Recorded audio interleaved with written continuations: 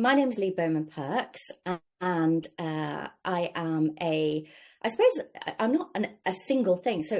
I've got a portfolio career, which is blending my passion for entrepreneurship and strategy and leadership and philanthropy. So I'm a leadership performance coach to CEOs and executives and their teams.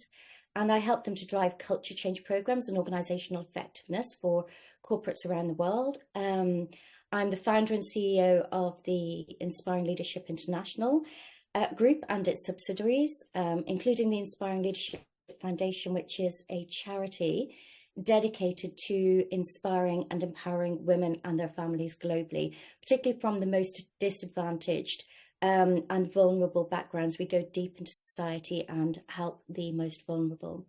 I'm a researcher and author of Inspiring Women Leaders, the Inspiring Leadership Psychometrics and Supporting Tools, and additional books. I'm researching my next book on inspiring leadership and the toxic turnarounds, looking at the dark and the light of leadership, and what that means, and the technologies that underpin all of this work as well. So a learning platform, an app that helps to deliver content directly in the hands of leaders anytime, anywhere in the world. So there's a whole kind of portfolio of things that I do. I'm now dipping my toes into the world of broadcasting. So for somebody with a background, I grew up in Ireland, and I was very shy. But I'm now dipping my toes into broadcasting. So I've been recording with Jonathan on his Inspiring Leadership podcast, and I'm launching my own podcasts in 2024, which are on the topics that I care deeply about. So toxic turnarounds. So how do we look for inspiring leaders around that toxicity side of things? And also one for the charity as well. And I suppose the work that I do today, and there's a theme that's running through all of this, Leah, which is inspiring leadership. And my passion is to drive inspiring leadership around the world for as many leaders and as many communities as possible. That's my agenda.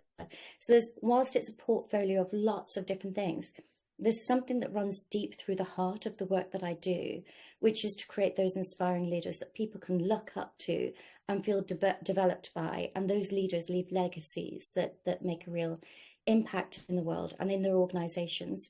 And I suppose what got me to here is, I grew up, I had quite a tough early background, and myself, my mother and my sister had to flee quite a tough situation where my father was quite abusive, and so we were in a life-threatening situation. We escaped to Ireland with nothing. And if I think about one of the kind of the role models, the people in my life that really influenced, inspired me, it was the strength of a mother who we returned back to Ireland, and it can be really tough for a single divorcee in different communities, dependent on kind of the aspects of those communities. But she was strong, and even though she was told, for example, by the local priest that there's no way that she'd get a teaching job in that community because of the fact that she was divorcee, but she did. She was told she wouldn't get a job because she didn't know the Irish language, and within the space of 16 weeks, she learned it. She had 3 jobs, but she learned the Irish language. She went and did the toughest of exams. She passed those with flying colours. But she was also not only dedicated to kind of really hard work and caring for her family and nurturing her family, providing this loving environment, but also she, again, didn't just identify with one thing or, 2 things, so being a mother and being a teacher. She loved and embraced life, and she filled it up intentionally with things that really inspired her. So she engaged with drama and became a best actress around Ireland. She was a salsa dancing, stiletto wearing, fabulous, just vibrant woman. When she walked into the room, it's almost like she created a presence where people felt safe, secure. And that taught me something about the person that you could be, this breadth and this depth of an individual, but the impact that you can have just in how you show up and who you are My background is also in corporate as well. So I've worked in consultancy firms through to the oil and gas industry, to the um, finance sector, and the airline industry.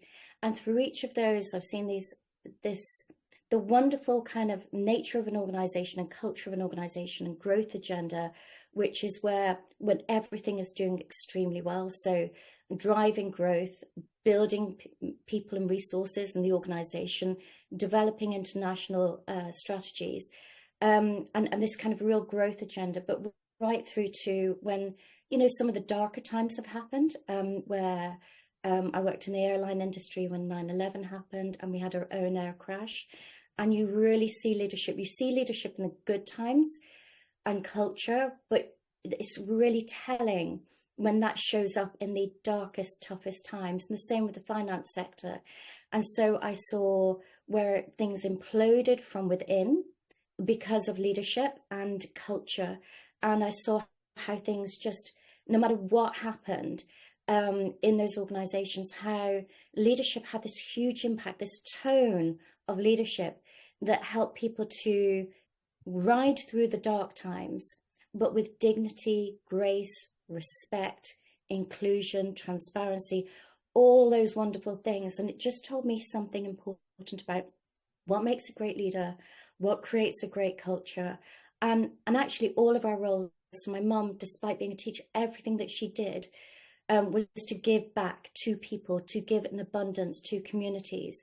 And I see how that plays out in terms of leaving legacies. So if I loop that right back round to joining up the dots of what I do today, my purpose, and my hope for my own legacy, I suppose, is that all of these different lessons have taught me and are still teaching me what my role is and should be in terms of what I can bring to the world, what my talents, my strengths. And I've crafted that into the work that I do today in the best way that I know possible. And as I say, I'm still learning, but to take the tools and the experience and share that as much as possible in the UK and internationally. So inspiring leadership is really at the core of what I do.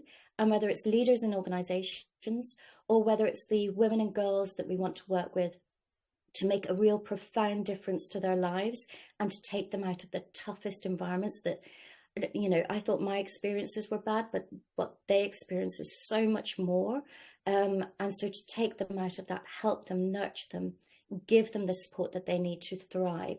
So that's kind of a little bit about me. I think there's a vision, and what's always a challenge is that when you have a vision and you have a passion so much and you see so much work needs to be done, it's really hard to find, you always feel as if you're falling short of the vision.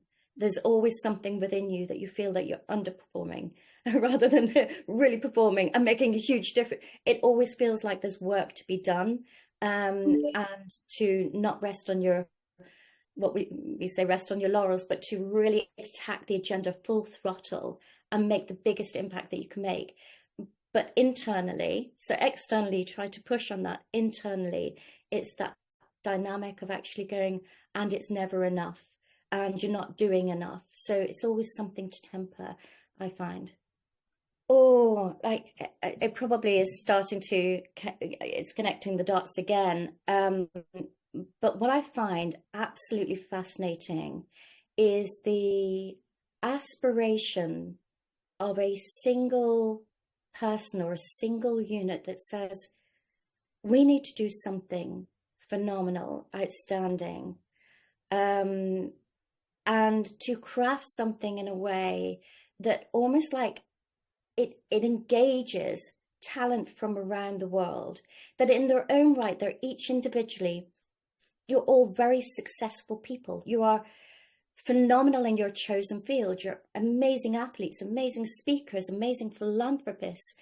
So all of those individual entities, and seeing the power of actually, if you join those entities up in a single purpose, the amount of change that can be created that is positive, that for me is a whole representation of what inspiring leadership is all about.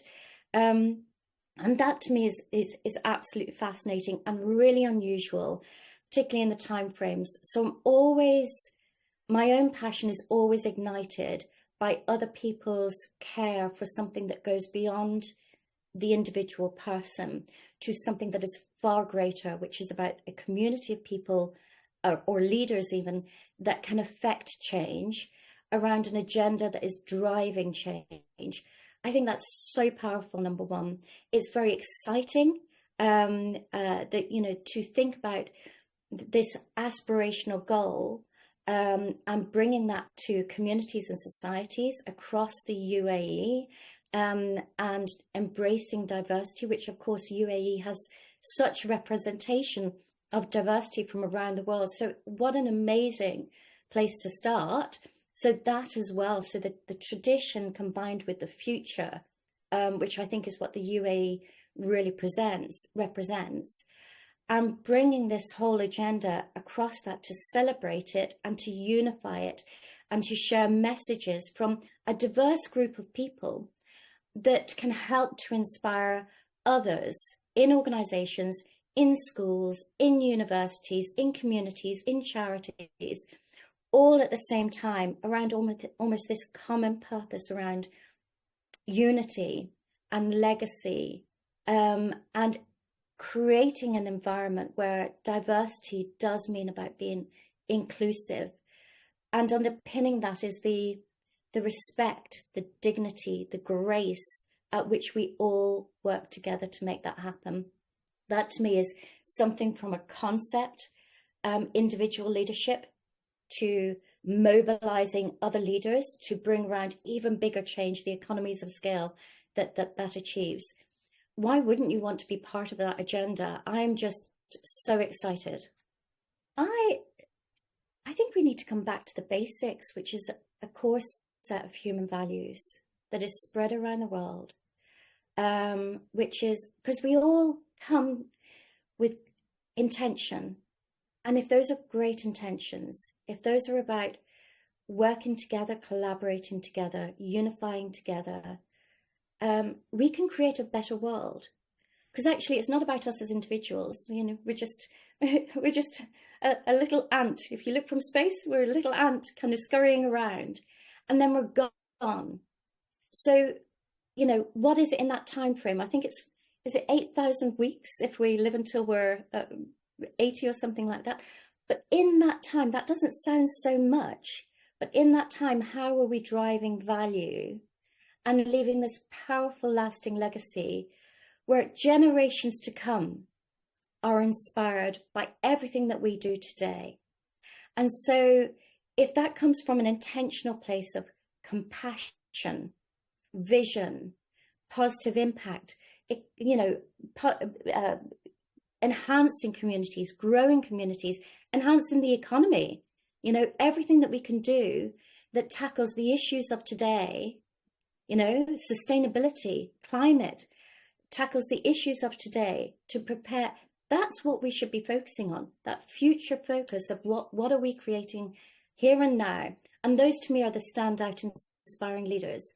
And if we look around the world today, or if we look around the world over the last few decades, it's really hard to say off the top of your head, who are the leaders that really inspire you, that you can really, really say they're leaving positive, lasting legacies that almost like create this catalyst for change, where communities, they create the movement, which people galvanize around it.